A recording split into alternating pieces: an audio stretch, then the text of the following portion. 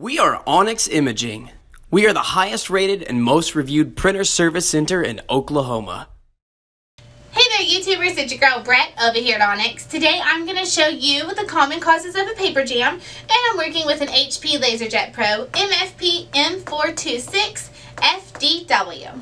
So first thing, go ahead and open your drawer. So you have adjustments right here, these little blue things.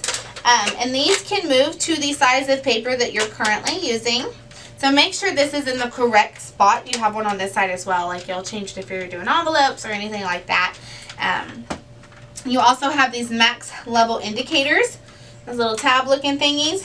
You never want to fill over those. If you do, it'll be too hard for the printer to pick up the paper to feed into the printer.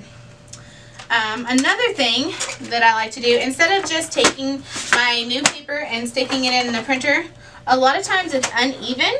So when you're adding paper to your tray, the best thing to do is to take your new paper and mix it with your old paper.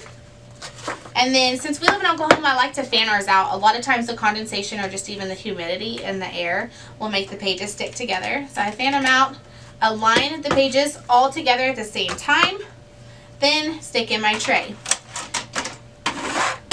These are just a few tips and tricks to help eliminate some paper jams. If you're seeing a lot of paper jams, it's probably time to bring your printer in for a service. If you're in need of any supplies or quotes, give your girl Brett a call and have a great day.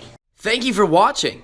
If you're interested in how you can receive free labor on all of your service calls, as well as how to qualify for free printer upgrades, contact us today. We are here for all of your printer and office supply needs.